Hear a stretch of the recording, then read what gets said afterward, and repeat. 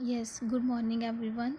So, firstly, we have done the basic concept of immunity, that is what is immunity, and what are the types of defense mechanism, like specific, non-specific, and external and internal, and first line, second line, and third line of defense. So now we have to do non-specific defense mechanism in detail. So it include two line of defense, first line and second line. First line of defense, it includes, it is also called an external defense and prevent entry of microorganism in blood. तो जो first line of defence है वो external defence mechanism है. External मतलब अभी जो हमारा micro organism है वो ब्लड तक नहीं पहुंचा, उससे पहले जो उसे रोका जाता है, जो उसके अगेंस्ट जो एक्ट करते हैं बैरियर्स, उन्हें हम कहते हैं, वो किस में इंक्लूड होते हैं, फर्स्ट लाइन ऑफ डिफेंस में. So it include to type of barrier. First is physical barrier and second is chemical और फिजियोलॉजिकल बैरियर. फिज़िकल अपने आप में एक स्ट्रक्चर होती है, फिज़िकल अपने आप में एक स्ट्रक्चर है जो प्रिवेंट करती है पैथोजन की एंट्री को, और फिजियोलॉजिकल अपने आप में एक केमिकल होता है जो इन्हीं फिज़िकल बैरियर के थ्रू बनाए जाते हैं ताकि वो उस सेक्रीशन के थ्रू जो हमारा माइक्रो ऑर्गेनिज़म है उसको हम स्टॉप कर सकें, वो बॉडी के अंदर एंटर ना करें. सो basically physical barriers are also called structural or anatomical barrier.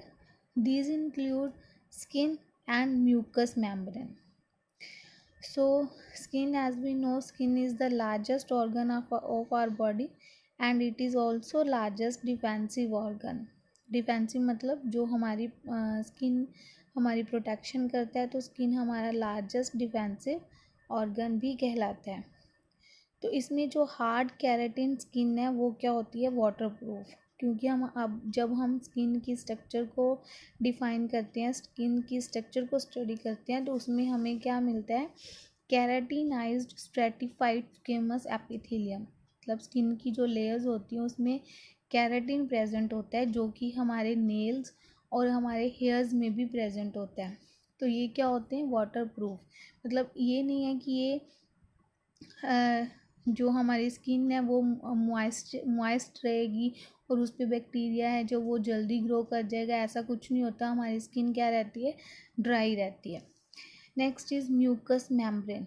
Mucus membrane it includes epithelium plus underline connective tissue. एक तो अपर लेयर होगी और उसके नीचे जो कनेक्टिव टिश्यू प्रेजेंट होता है, उन दोनों को मिलाने के बाद जो बनती है वो क्या होती है, म्यूकस मेम्ब्रेन. अगर हम सिंपल लैंग्वेज में कहें तो एक चिपचिपा सा मटेरियल है जो क्या करता है, बैक्टीरिया को अपने अंदर एंट्रैप कर लेगा ताकि बैक्टीरिया आगे मल्टीप्लाई ना हो पाए और आगे चल ना पाए जहाँ पे उसका टारगेट ऑर्गन रहता है. तो अगर हम म्यूकस मेम्ब्रेन की बात करें तो म्यूकस मेम्ब्रेन म्यूकस सिक्रीट करती है जो कि चिपचिपा सा मटेरियल प्रेजेंट होता है. इसकी लोकेशन है respiratory tract, nose, pharynx, larynx, alveoli, trachea, ये सारा रेस्पिरेटरी ट्रैक होता है. तो इसमें सब में क्या प्रेजेंट है, हमारे पास म्यूकस लेयर. गैस्ट्रोइंटेस्टाइनल ट्रैक जो हमारा डाइजेस्टिव ट्रैक है. यूरोजेनिटल ट्रैक, यूरोजेनिटल ट्रैक मतलब जहाँ से रिप्रोडक्टिव और एक्सक्रीटरी जो है वो मिल जाता है, उस ट्रैक को हम बोलते हैं urogenital tract. And expose part of eye ball, that is conjunctiva. तो इन दोनों जो ये चार पॉइंट्स हैं, respiratory tract, gastrointestinal tract, urogenital tract and expose part of eye ball, इसमें क्या प्रेजेंट होता है, mucous membrane. Next is physiological और केमिकल बैरियर. अब हमारी बॉडी की कुछ सेक्रीशंस होती हैं, कुछ म्यूकस मेम्ब्रेन सेक्रेट करती है, कुछ हमारे पास स्किन सेक्रेट करती है और कुछ ग्लैंड सेक्रेट करती हैं, जो मिलके क्या बनाते हैं, केमिकल बैरियर और physiological barrier. So these are also called functional barrier. It includes secretions from skin, mucous membrane and glands. So firstly we will discuss skin. Skin has two type of glands. One is sweat gland and second is oil gland. Sweat glands are also known as sudoriferous gland. Sudoriferous glands. And oil glands are also called sebaceous gland. Sebaceous gland. और इसकी secretion जो oily होती है, oily secretion को हम बोलते हैं sebum. तो जो स्वेट है उसका क्या फंक्शन है? Sweat gland secrete sweat and it keeps the skin pH acidic. तो एसिडिक जो पीएच होती है वो मिनिमाइज करती है हार्मफुल बैक्टीरिया की ग्रोथ को. जो स्वेट ग्लैंड्स हैं वो क्या सेक्रीट करेंगी? स्वेट. और स्वेट का क्या फंक्शन हो गया? जो हमारी स्किन की पीएच को क्या रखेगा? एसिडिक. और एसिडिक पीएच में कोई भी हार्मफुल बैक्टीरिया ग्रो नहीं कर पाएगा. Then next is oil gland. Oil means oily skin present होना, सीबम लाइक जो है स्टिकी सब्सटेंस प्रेजेंट होना, जो स्किन को क्या रखती है? सॉफ्ट रखती है.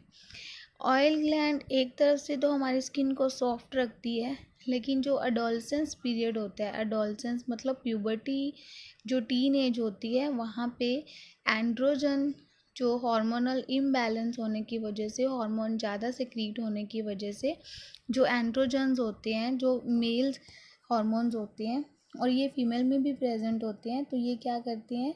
ऑयल ग्लैंड की सेक्रीशन को बढ़ा देते हैं. ऑयल ग्लैंड की सेक्रीशन बढ़ेगी तो ऑब्वियसली बात है ऑयल बढ़ेगा. ऑयल बढ़ेगा तो हमारी स्किन है जो वो स्टिकी हो जाएगी, डस्ट वहाँ पे आके स्टिक करेगी और डस्ट और स्टिक होने की वजह से जो वहाँ पे बैक्टीरियल ग्रोथ है वो ज़्यादा हो जाएगी. तो इसीलिए हमें एक्ने की जो प्रॉब्लम है, पिंपल लाइक स्ट्रक्चर हैं, वो स्किन पे हो जाती हैं. तो वहाँ पे पस फॉर्मेशन होना, ये सब क्या है? हमारे ऑयल ग्लैंड्स की ज़्यादा सिक्रीशन की वजह से होता है. Next tears. जो हमारी आई है उसके ऊपर लैक्राइमल ग्लैंड प्रेजेंट होती है, जो क्या सेक्रीट करती है? टीयर्स. और टीयर्स में क्या प्रेजेंट होता है? लाइसोजाइम. हमारे माउथ में सलाइवा जो सैलिवरी ग्लैंड सेक्रीट करती हैं उसमें क्या प्रेजेंट होता है? लाइसोजाइम. और हमारी जो म्यूकस मेम्ब्रेन होती है उसमें भी क्या प्रेजेंट होता है? लाइसोजाइम. अब लाइसोजाइम क्या है? This is a hydrolytic enzyme.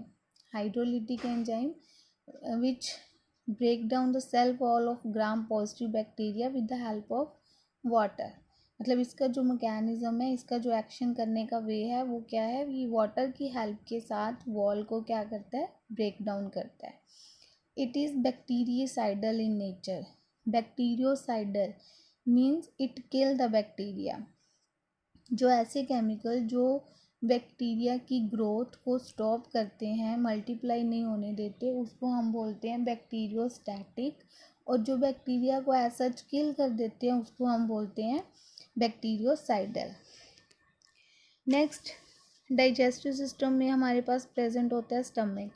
Stomach की लाइनिंग में होते हैं ऑक्जेंटिक सेल और पेराइटल सेल, जो क्या करते हैं?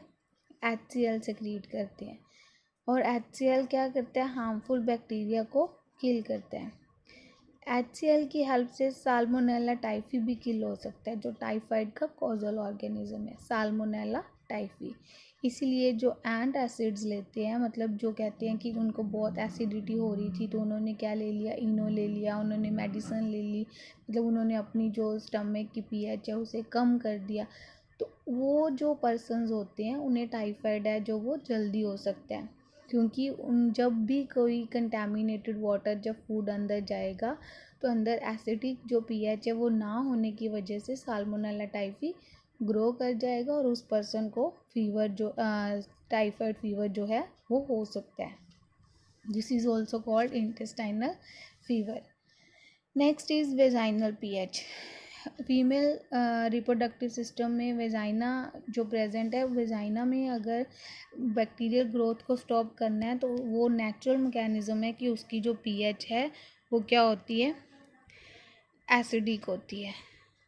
उसमें क्या होता है, लैक्टोबैसिलस एसिडोफिलस नाम का बैक्टीरिया प्रेजेंट होता है जो ग्लाइकोजन को किस में चेंज करता रहता है, लैक्टिक एसिड में।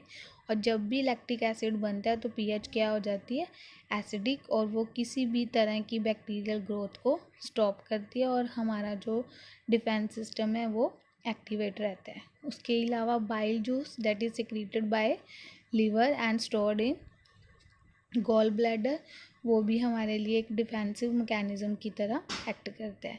Next is cerumen. Cerumen in secreted by cerumen is secreted by ear glands that is a modified sebaceous gland. तो इसमें क्या प्रेजेंट होती हैं, सीरुमन जो ऑयली ग्लैंड्स ही हैं जो एक ईयर वैक्स सिक्रीट करती हैं, ईयर के अंदर सेबेशियस ग्लैंड मॉडिफाई हो चुकी होती हैं जो ईयर वैक्स सिक्रीट करती हैं और जहाँ से हमारा जो पैथोजन है वो एंटर ना करे। तो हमारी बॉडी के जितने पोर्टल्स ऑफ एंट्री हैं उतने ही हर एक जगह पे हमारे पास क्या प्रेजेंट होता है, एक बैरियर, पर जो कि क्या है, नॉन स्पेसिफिक है। नॉन स्पेसिफिक मतलब हर एक के लिए ये नॉर्मल है, ये जनरल है। तो this is all about non specific defence mechanism. We will continue with specific in the next lecture. Thank you.